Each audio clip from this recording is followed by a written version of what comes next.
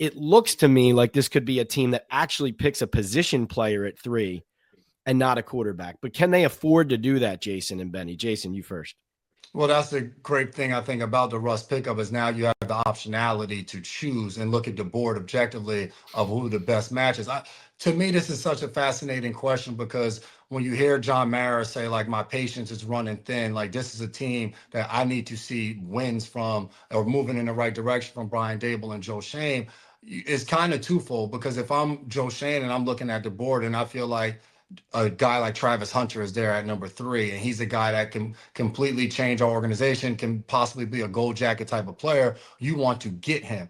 But if you're John Mara as ownership, you may be looking and you may be talking to people around the league in different circles. And if the talk is that Shedeur Sanders could be a quarterback for the next 10 to 15 years, I'm telling management, get me a quarterback here for the future because I don't care if we have Russ, if we have Jameis, if you bring back Eli Manning or whoever, if they're going to be quarterbacks that are going to be old and only play here for a year, I still want answers for the next 5 to 6 years to know that we're set up in the right position because what they've gone through since Eli Manning has left, you cannot go out there and operate without a quarterback. So for me, at the number 3 pick, when you evaluate Shedeur Sanders, he's going to have his pro day coming up. They're probably going to do a private workout.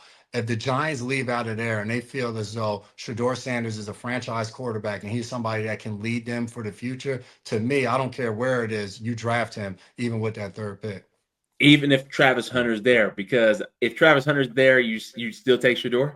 If my evaluations tell me he can be the starter for the next decade, yes. Because we saw you got Malik Neighbors last year, and he was the best. That's a good point. Unbelievable. That's a really good point. And it got you 4 wins? Yeah.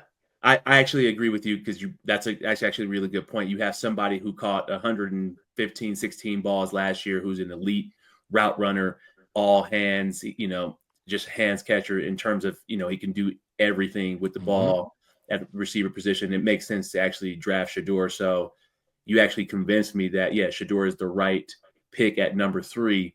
And also I think he's the right pick, regardless of Jameis or Russell. What he will learn, what Shedeur will learn is how to be a pro really quickly because both of those guys are very process oriented in terms of how they approach the game. They do not disrespect the game. They are both the first person in the building. They both have their own routines in terms of how they take care of their body, the way they eat. Jameis obviously has led the league in touchdowns and also yards, interceptions, but he's somebody who will take the risk and he'll teach Shedeur that. And then you have Russell Wilson, somebody who is not turnover prone, but who has won a Super Bowl,